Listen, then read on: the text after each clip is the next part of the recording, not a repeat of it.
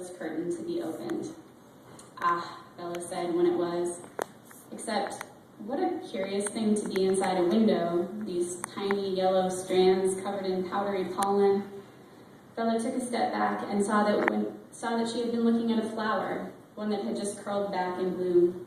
It appeared behind the glass of a flower shop. An elderly Asian man turned the storefront sign from closed to open and propped the door ajar.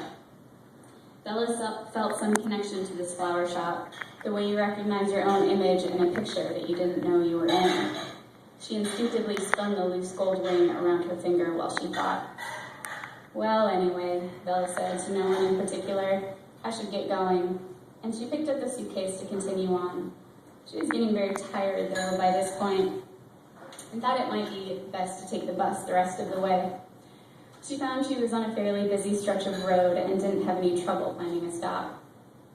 She sat on the bench next to a teenage boy, bent over an electronic device of some sort. Bella watched the game with curiosity. She never really understood computers or phones without cords or the Facebook that her grandkids were always talking about when they visited. The kid on the bench glanced briefly at her. You have to solve the mysteries to get the door open, he told her. She startled as he quickly shook the device.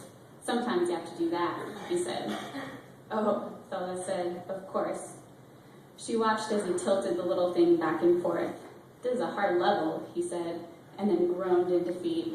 I died, he told her. Bella looked up just as the brakes of the bus squealed to a stop in front of her. She stood and grabbed her unusual luggage as the bus driver pulled the lever to open the accordion doors. Well, this is a big bus, Bella said to the teenage boy when she stepped inside. And nippy, she added, wishing she had remembered to bring a coat to wear over her nightie and socks to wear under these heavy rubber boots. Looking up from her boots, Bella searched for the boy, but it was a young girl beside her who darted in front of Bella and disappeared down the corridor of a seemingly empty shopping mall. Oh dear, Bella thought, suddenly feeling nauseated by the fluorescent lights. She clomped past an Arby's and past a line of rentable mall strollers to where the nearest bench sat. Lowering herself onto the green metal, she pulled the suitcase up next to her. I'm just too old for this, she told her deceased traveling companion.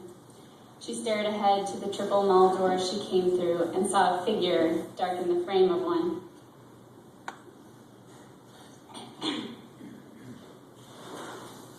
He seemed to be moving slowly, or maybe not moving at all. Was it a mirage? Again, her memory tried to push past the barriers of forgetfulness to remember him, but there was no passage. The man moved a little closer. He leaned against the vending machine like he was waiting for something. For her? That was crazy. She didn't recognize him at all. But the man moved closer still. He was wearing sunglasses, she saw, and a long coat that he held tightly, protectively across his chest. Bella wondered what he had under there that he held so dear. She felt oddly happy to see him, like he'd come to return something to her, something she'd lost. Though she didn't remember exactly what made up this list, her loved ones, her neighbors, her friends, she knew the list must be long. He came fast now and was soon standing directly in front of her. He hesitated.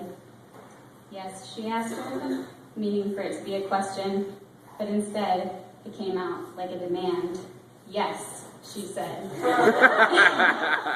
And the man threw open his coat, and she saw a flash of bright white skin and hair and bones, and in it a map of her memories, a record of her life imprinted there on his chest, all the way down to his belly, her father's death in a down airplane, and the headline read, Lone Pilot Crashes in Hudson Bay, the big sparkling white house of her childhood, her mother in the window, Irving proposing outside that little flower shop, too nervous and knocked-me to even rise from his meal after she said yes, her only grandson graduation from the police academy and his mysterious death in the line of duty, Irving's stroke in the shopping mall, her move to her last one-windowed house, the shift to resilient desert plants, and at last, it is all open to her, and she sees everything, all of it, even her own death, there on the floor, the shatter, the blink, the flash, the falling open of wings.